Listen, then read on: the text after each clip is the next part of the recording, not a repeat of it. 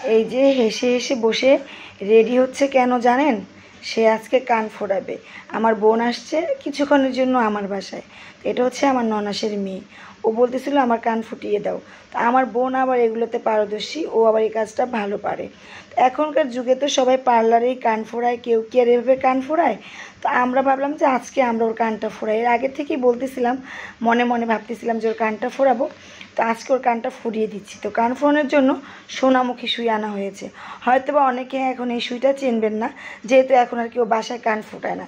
এই সুইটা খুব ছোট আর একদম পাতলা হয়। এটাতে কান ফোড়ালে কিন্তু ওরকম ব্যথা পাওয়া যায় না। যাই হোক, একটু জীবাণুমুক্ত করে নিচ্ছি সুইটাকে। তো ওর কানে একটু দাগ দিয়ে নেওয়া হবে।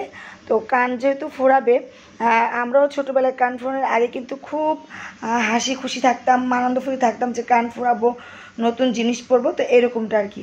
একটু মিষ্টি মুখ, হঠাৎ করে তো হচ্ছে, তো একটু চিনি দিয়ে দিলাম ওর মুখের মধ্যে।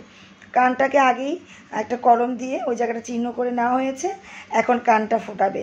এই যে কান ফোড়ানোর যে কি মজা, এখনই তো সে টের পাবে। তো যাই হোক, এই যে এখন কান ফোড়ানো হচ্ছে। আর এই যে কান্নাটা না, এই কান্নাটা থামতে প্রায় আধা ঘন্টা লেগেছে, তাও অনেক কিছু বলে, অনেক কিছু লোক টোপ দেখিয়ে। তারপর আধা ঘন্টা পরে কিন্তু আবার ওই কানটা ফুটিয়েছি। এই হচ্ছে অবস্থা। যাই হোক, কষ্ট একেবারে শেষ। ছোটোবেলায় কান ফোড়ানো হয়ে গিয়েছে, এখন সে কানে বড় বড় দুল পড়বে, এটা করবে সেটা করবে, সে এখন অনেক স্বপ্ন দেখতেছে। তো যাই হোক, ছোট্ট একটা ভিডিও আপনাদের মাঝে শেয়ার করলাম। শেয়ার করার কারণটা হচ্ছে এটাই যে এরকম করে তো কান ফোড়ানো এখন আর দেখা যায় না। তো যারা এভাবে কান ফুরিয়েছেন তারা এই ভিডিওটা দেখলে হয়তো তাদের মনে পড়ে যাবে, আমরাও কিন্তু এভাবে কান ফুরিয়েছিলাম। তো ঠিক আছে, সবাই ভালো থাকবেন, সুস্থ থাকবেন। আজকে এখানে বিদায় নিব। দেখা হবে আপনাদের সাথে অন্য কোনো ভিডিওতে। সেই পর্যন্ত বিদায়। আল্লাহ হাফিজ। আসসালামু আলাইকুম।